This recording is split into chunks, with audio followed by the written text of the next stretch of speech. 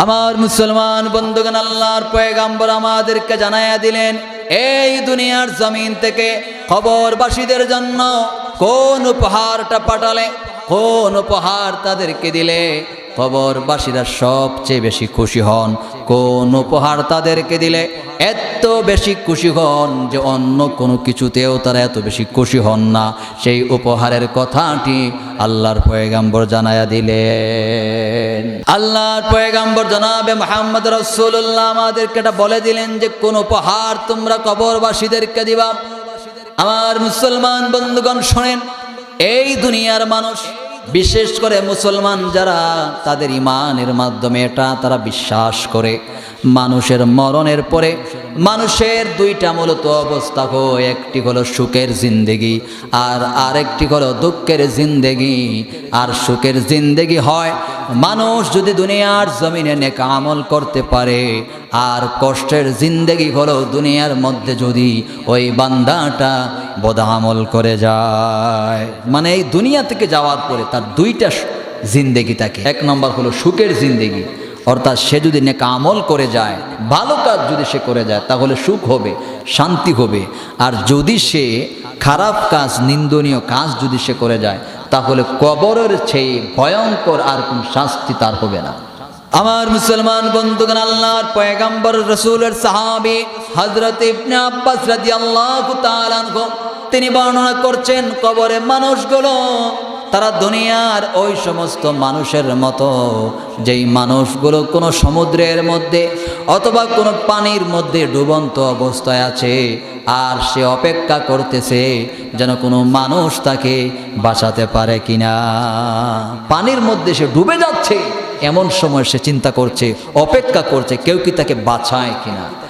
কবরের শাস্তিগুলো এরকম, কবরের মানুষগুলো এরকম। সে কবরের শাস্তির মধ্য থেকে দুনিয়ার মানুষের দিকে সে তাকিয়ে থাকবে কেউ কি তাকে সাহায্য করে কিনা। হযরতে আনাস বিন মালিক রাদিয়াল্লাহু তাআলা আনহু বললেন, আমরা আল্লাহর পয়গম্বরকে জিজ্ঞাসা করলাম, ইয়া রাসূলুল্লাহ, ইয়া হাবিবাল্লাহ, ওগো আল্লাহর পয়গম্বর, আপনার উপর আমার মা বাবা কুরবান হয়ে যাক, আপনার কাছে আমার একটা প্রশ্ন হলো, যদি আপনি অনুমতি দেন।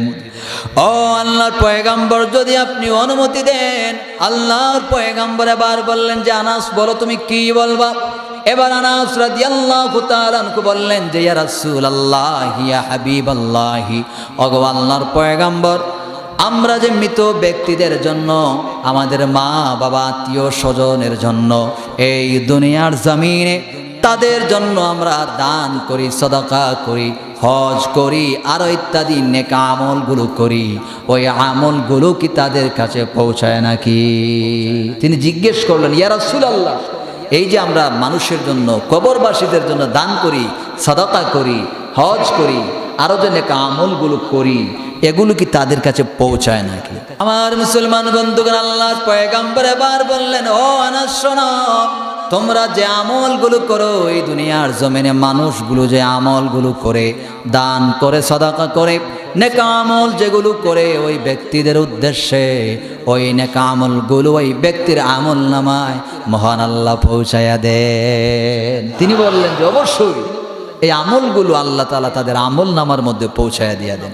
আমার মুসলমান বন্ধুগণ, আল্লাহর রাসূলের সাহাবী হযরত ইবনে আব্বাস রাদিয়াল্লাহু তাআলা আনহু একবার বললেন যে শোনো, আমি একবার লক্ষ্য করলাম আল্লাহর পয়গম্বরের কাছে একজন ব্যক্তি এসে বলল, ইয়া রাসূলুল্লাহ, ইয়া হাবিবাল্লাহ, আমার মা দুনিয়ার জমিন থেকে বিদায় হয়ে গিয়েছেন, আমার মায়ের দুনিয়ার জমিনে নাই।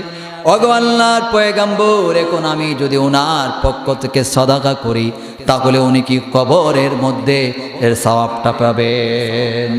আল্লাহর পয়গম্বর বললেন যে সাহাবী, শোনো শোনো, তুমি যদি তোমার মার পক্ষ থেকে সাদাকা যদি তুমি করো তাহলে মহান আল্লাহ তাআলা তোমার মাকে অবশ্যই অবশ্যই এই নেকিগুলো দিয়ে দিবেন। আর আল্লাহর পয়গম্বর বললেন যে শোনো, এই দুনিয়ার মানুষগুলো কবরবাসীদের জন্য কোন আমলটি পৌঁছালে সবচেয়ে বেশি খুশি হন জানুনি?